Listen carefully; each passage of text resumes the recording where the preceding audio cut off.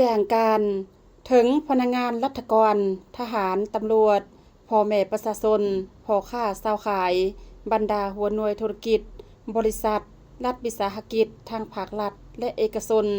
ภายใน10เมืองทั่วแขวงหัวพันเรื่องการเพิ่มทวียกสูงสติระวังตัวต่อกลอุบายของกลุ่มคนบ่หวังดีเพื่อเคลื่อนไหวตัวยั่วหลอกลวงหรือส่อกงทรัพย์ผ่านทางสื่อสังคมออนไลน์อิงตามกฎหมายว่าด้วยกำลังป้องกันความสงบประชาชนฉบับปรับปรุงปี 2017 อิงตามสภาพในปัจจุบันมีกลุ่มคนบ่หวังดีได้เคลื่อนไหวตัวยั่วหลอกลวงสร้างความเสียหายต่อสังคมนับมือนับเพิ่มหลายขึ้นกองบัญชาการปกส.แขวงหัวพันขอถือเป็นเกียรติแจ้งมายัง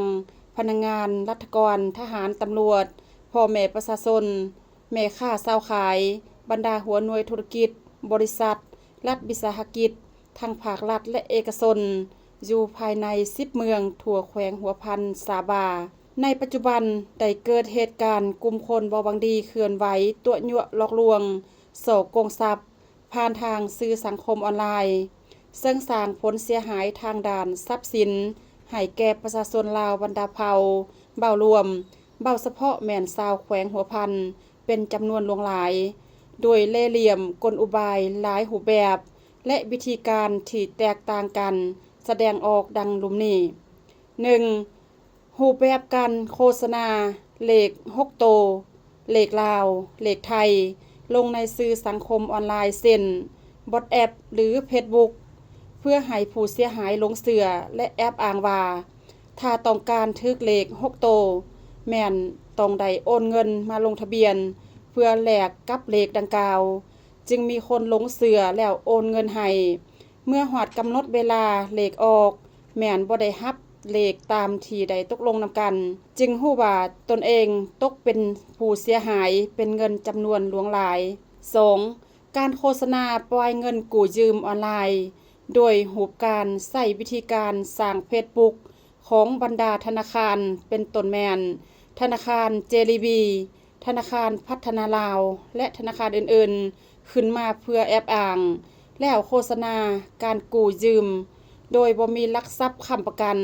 เพียงแต่มีบัตรประจำตัวหรือปึ่มสำมโนครัวก็สามารถกู้ยืมเงินได้จึงพาให้หลงเชื่อและตกเป็นผู้เสียหายหรือผู้ถูกส่อโกงทรัพย์ทันทีโดยบ่รู้ตัว 3. รูปแบบการนำใช้เฟซบุ๊กแชทหาหรือโทรหาทาง Messenger จะพาเครื่องมาให้แต่ต่างประเทศเป็นต้นแม่น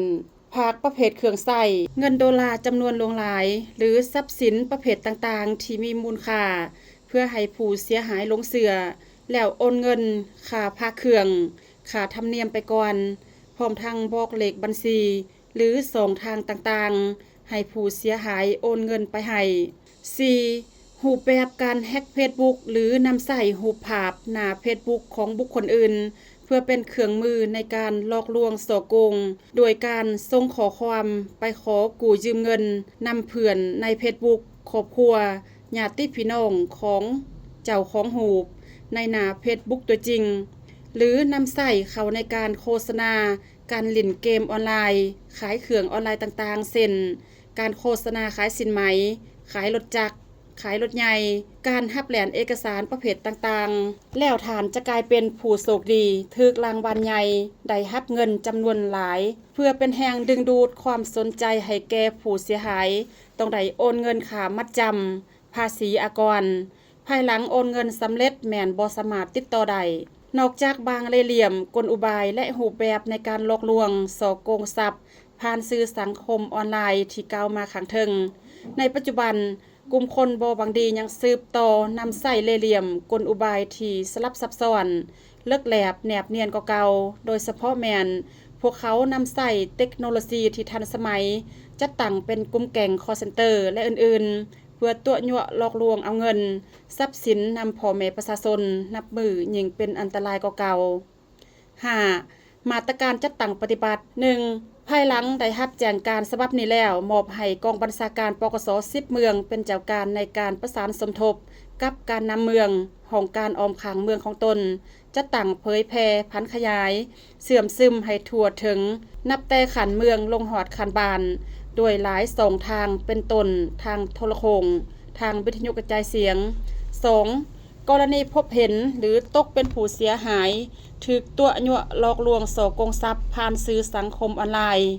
แม่นให้บรรดาทานเข้ามาแจ้งความต่อเจ้าหน้าที่ปกส.เมืองของตน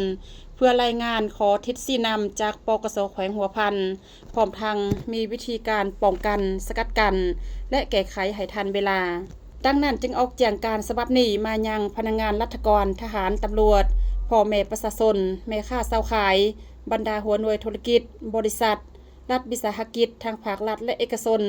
ภายใน10เมืองทั่วแขวงหัวพันสาบและมีสติระมัดระวังเพื่อบ่ให้ตกเป็นเหยื่อของกลุ่มคนบ่หวังดีบ่ให้หลงเสือเล่ห์เหลี่ยมกลอุบายดังกล่าวเพื่อปกปักรักษาวัตถุเงินคำทรัพย์สินของทานให้ปลอดภัยห้องหัวหน้ากองบัญชาการปกส.แขวงหัวพันเซ็นและประทับตาคำแพงแก้วมูลทอง